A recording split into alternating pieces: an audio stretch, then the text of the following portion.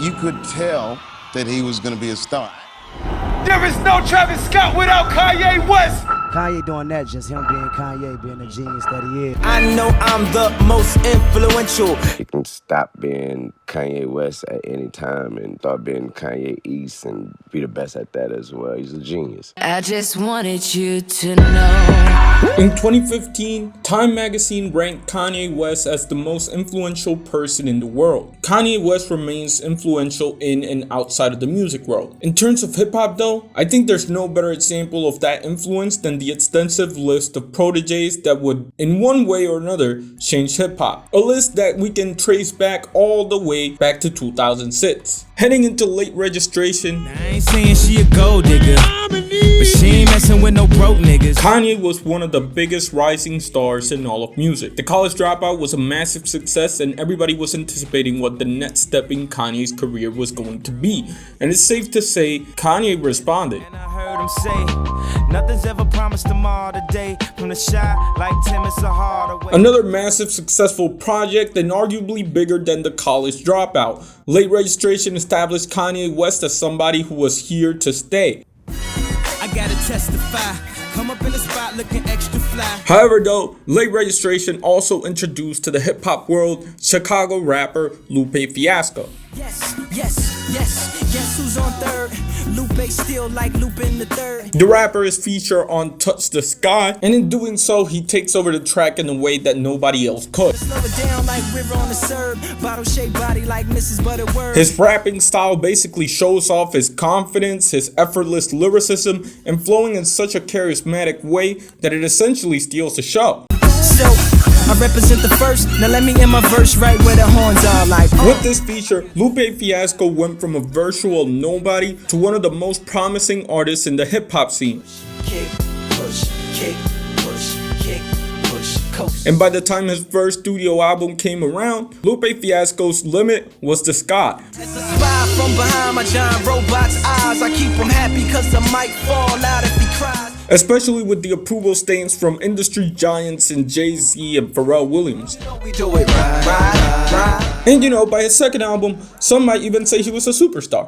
If you are what you say you are. And to be clear here, Lupe most definitely could have maintained that superstar status heading into the following decade in a perfect world. But through a series of unfortunate events, Lupe Fiasco fell victim to the world of politics and a series of what-ifs. What if Lupe's label actually believed in him? What if Lupe had free reins to do what he wanted to? And perhaps the most enticing what if the Lupe Fiasco super team actually made a record together? Lifestyles of the rich and famous, bought a big house and a whole lot of ranges. In retrospect, Child Rebel Soldier is such an amazing idea and concept. Kanye and Pharrell Williams beat while Lupe rapped over it, and at least from what we have, it would have been great. Us Placers is an amazing song and you guys should all listen to it. It is very unfortunate that we didn't get Child Rebel Soldier, but there was another Kanye influenced rapper that made his mark in hip hop shortly after Lupe's breakthrough that Kanye would collaborate with pretty frequently. Similar to Lupe Fiasco, Kid Cudi wasn't a big name when he met Kanye. However, the impact that Kid Cudi had on Kanye's career is arguably second only to maybe Jay-Z, as the transformation that Kanye went through after meeting Kid Cudi is one that basically represents who he is, at least artistically, because what 808 and Heartbreak did for Kanye's career and the careers of many across hip-hop and the music world as a whole cannot be understated.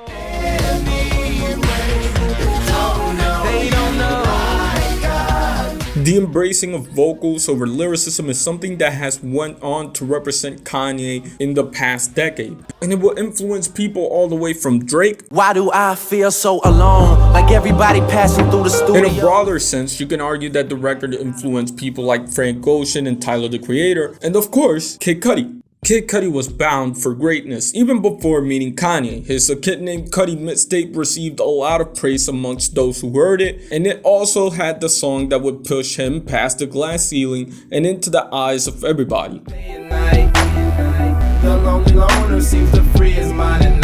On top of that, his debut studio album is widely considered to be a modern classic, representative of that shift hip-hop would go through in the 2010s, a change that once more dates back to his work alongside Kanye in 808s and Heartbreak.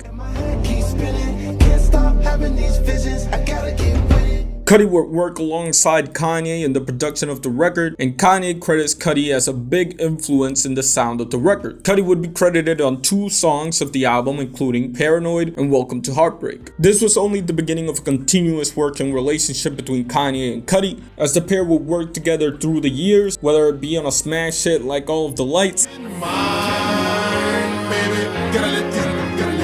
and by 2016 they would be back together working on The Life of Pablo. Kid Cudi and Kanye's relationship would evolve and eventually include a collaborative album together in Kid Cudi Ghost. I'm so reborn. I'm moving forward. The record represented a bit of a redemption for both artists and was also the best received album critically that either artist had in a while. They basically worked together up until 2021, with Cudi featuring on a few songs in Donda. And even though they've broken up before, I can tell you right now that there is no way they're getting back together. Just 2 people in very different spaces, I guess. However, before we go forward, let's rewind back to that Guilt Trip song. So much too much, you let me go. As behind the scenes, there was a co-producer working on several tracks of the record. The young producer would go on to become one of the biggest rappers of the 2010s, and some might say that it all began with helping out Kanye. My mama always asks me about my attitude. Damn, mama, I don't know it all. That young producer would go by the name of Travis Scott. To be clear here, Trav would work with Kanye before Yeezus and would be signed on to Good Music as a producer.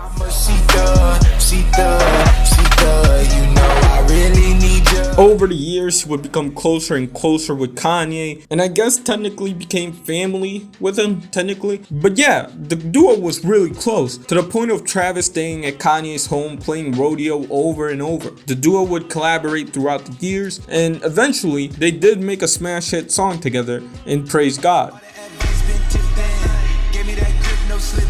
Even in 2023, post controversies for both artists, they remain close, and I guess this continues to prove the quote that a smart man once said. I met Kanye West, I'm never going to fail. What's that? Not really. Of course, we talked about the successes of those who actually succeeded. And even though Kanye helped them to get to where they were, I think it takes a lot more than just Kanye's help. Designer literally went all the way to the top of the charts after the Kanye co-sign on Life of Pablo. However, his career didn't really go anywhere after that. Good Music is just not a good label to promote your talent. And honestly, not a good label at all. Tiana Taylor falls under the same umbrella, so does Check West, which would make you question how much does having Kanye as a mentor or as somebody that's helping your career actually help.